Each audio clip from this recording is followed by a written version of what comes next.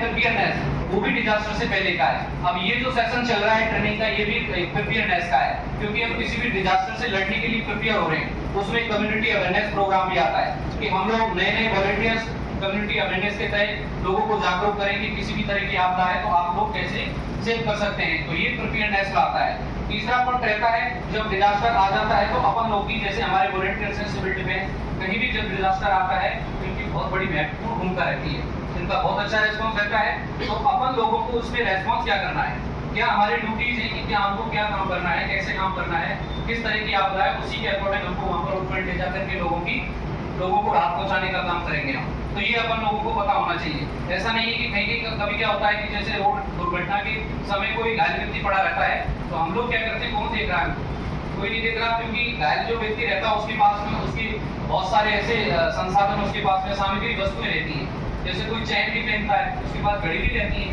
Phone रहता है, purse में उसके पैसे भी रह सकते हैं। तो हम लोग क्या करते हैं, जैसे लालच आ जाती है कि नहीं कोई नहीं देख रहा, इसके जेब से निकाल। तो ये वॉलंटियर्स की या किसी भी व्यक्ति की लालच नहीं होना चाहिए। वहाँ पर एक अच्छा होनेस्ट, ईमानदार और एक लॉयल रह करके आप लोगों को वहाँ पर काम करना है। तो ये भी उसी में आता है। ये क्या, रिकवरी जब डिजास्टर आ जाता है तो जो भी वहाँ पर स्थान है उसको हम लोग पहले जैसी स्थिति में किस तरीका से लाएं, हम ऐसा प्रयास करें, ऐसा कोऑर्डिनेशन या कोऑपरेशन हम गवर्नमेंट के सहायता मुहैया कराएं उनके लिए। अगर कोई जैसे कि प्रभावित हुआ है, उनकी कोई डैमेज हुई तो उनको फर्स्ट एड की सुविधा कराएं, एम्बुलेंस बुलाएं, इमोशनल सपोर्ट दें, या उनके लिए कोई खाने की वस्तु है, ऐसी कोई वस्तु की जरूरत है तो आप लोग उनको रिकवरी कराएं। ये 4 बिंदु डिजास्टर साइकिल का होता है और उसमें सारा डिजास्टर आ जाता है 4 बिंदुओं में। लेकिन अब यहाँ पर हम सबसे पहले भारत पाक की जो तनाव की स्थिति है, ऐसी अगर वर्तमान भविष्य में कभी भी ऐसी स्थिति बन जाती है जब 2 देशों के मध्य तनाव की स्थिति बनती है तो हम लोगों को कैसे प्रिपेयर पहले रहना है। तो उसमें एक पहला बिंदु है अलर्ट। ऐसी स्थिति में हम लोगों को रहना है, सतर्कता, अलर्ट रहना है।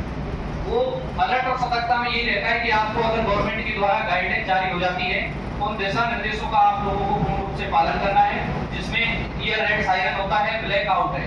अफवाहों पर ध्यान नहीं देना, क्योंकि कोई भी जब अफरा तफरी का माहौल होता है तो ज्यादातर हानि या कैजुअलिटीज उसमें ज्यादा होने की संभावना रहती है। तो अपन को एक सकारात्मक सोच रखते हुए और हम लोगों को हदायतों को और निर्देशों का पालन करना है, क्योंकि जब कभी भी सडन कोई अचानक घटना होती है तो हम वहाँ पर इतना जल्दी से अपन को सर्वाइव नहीं कर पाते, यानी कि वहाँ पर अच्छा रेस्पॉन्स हम नहीं कर पाते, क्योंकि कोई भी घटना अचानक होती है, हम पहले से प्रिपेयर नहीं है तो हम घबरा जाते हैं, अफरा तफरी का माहौल होता है, कैजुअलिटी ज्यादा हो जाती है। जब हम लोग रिहर्सल किसी चीज की बार बार करते हैं तो हमारे हैबिट में आ जाती है, उस कार्य में एक सफाई आती है, तो रिहर्सल करने का ये बेनिफिट होता है।